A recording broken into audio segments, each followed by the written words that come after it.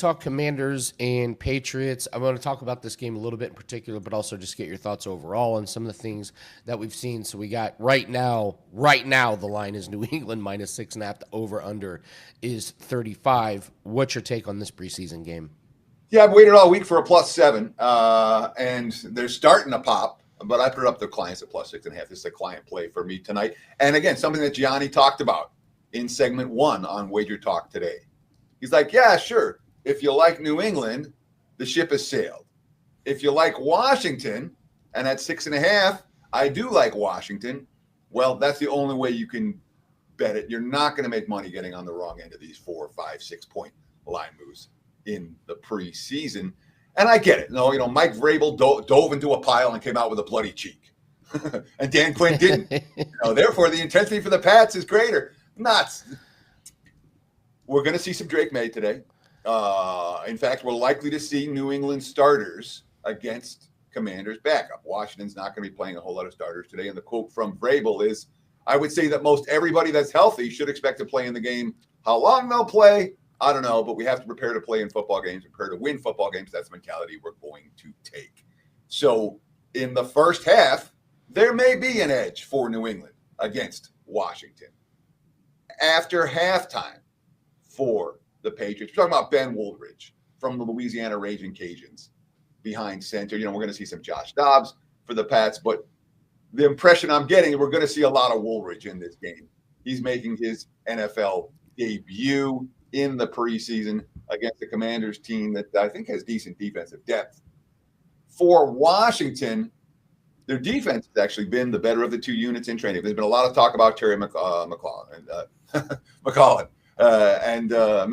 Terry McLaurin and his contract dispute, and every beat writer saying this offense isn't working without McLaurin in the mix. They need him at number 1. I get that. That being said, we're not going to see Jaden Daniels. We're not going to see Marcus Mariota. Who are we likely to see in this game? Josh Johnson behind center. Josh Johnson has been in the league since 2009. This is his 8th team. He is a proven preseason performer, and he makes plays with his legs, which is exactly what we'd like to see. Sam Hartman is going to get extended snaps today. He was a 5-year starter in his 6-year college career. The only year he was a starter all 6 years, but he got hurt in one of them. At Wake and then at Notre Dame. He was in training camp last year. He was with the practice squad for last year, so it's not like he's trying to pick up and learn a new offense. So put it all together, all right? Yes, the Pats need some reps. The Pats have quote-unquote, the urgency with Vrabel. And Vrabel had a pretty good track record in Tennessee as a preseason head coach. How did he do his first year in Tennessee as a head coach? 0-4 straight up, 0-4 against the spread. I'm not convinced that at the current line, New England had any business laying this type of number. Feels a lot more like a pick-em type game to me, or a field goal type game to me, than it does a Patriots blowout. Teddy, we talked earlier about these totals just like not even coming close to going under. Like they are flying over. Do you take anything away from that, or is these just kind of anomalies and it's game to game? What's your take on the totals so far in preseason? So look at Baltimore Indy yesterday for a prime example. The Ravens had a 86-yard punt return touchdown. They had a 69-yard kick return that set up a touchdown, and the offense didn't do diddly squat for either team. Oh, also, they were scoring touchdowns in the red zone, not field goals. In other words, when you're talking about, this game offense is moving up and down the field, it was not. It was a fraudulent over. You'll get those. They'll happen.